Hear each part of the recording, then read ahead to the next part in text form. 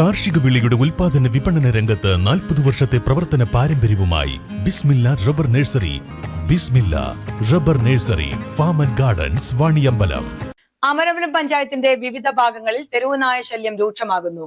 ചൊവ്വാഴ്ച രാവിലെ 5-ാം മൈലിൽ വളർത്തുജീവികളെ തെരുവുനായ്ക്കൾ കടിച്ചുകൊന്നു.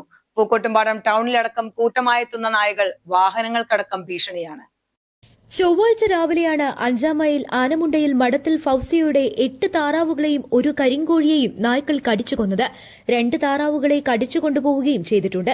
2 ദിവസം മുൻപ് ഉപ്പുവള്ളിയിലും വളർത്തുജീവികൾക്ക് നേരെ സമാനമായ രീതിയിൽ നായകളുടെ ആക്രമണമുണ്ടായിരുന്നു. അന്ന് കാഞ്ഞിരൊടി മുരളി വളർത്തുന്ന 10 താറാവുകളെയാണ് തെരുവ് നായ്ക്കൾ ആക്രമിച്ച് കൊലപ്പെടുത്തിയത്.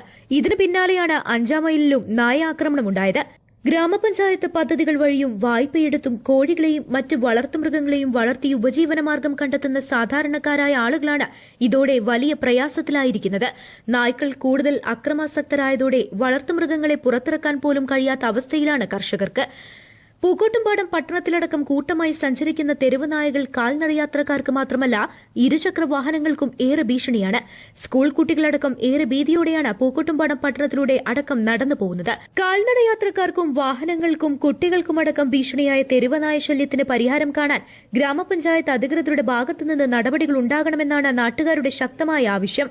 അതേസമയം നായകളുടെ ആക്രമണമുണ്ടായ 5-ാം മൈൽ ആനമുണ്ടയിൽ മഠത്തിൽ ഫൌസിയയുടെ വീട്ടിൽ ഗ്രാമപഞ്ചായത്ത് അംഗങ്ങളായ പി ശാന്തിനി, തോരപ്പ, കുഞ്ഞുമുഹമ്മദ് എന്നിവർ സന്ദർശനം നടത്തി. News bureau, Pookkottumpadam.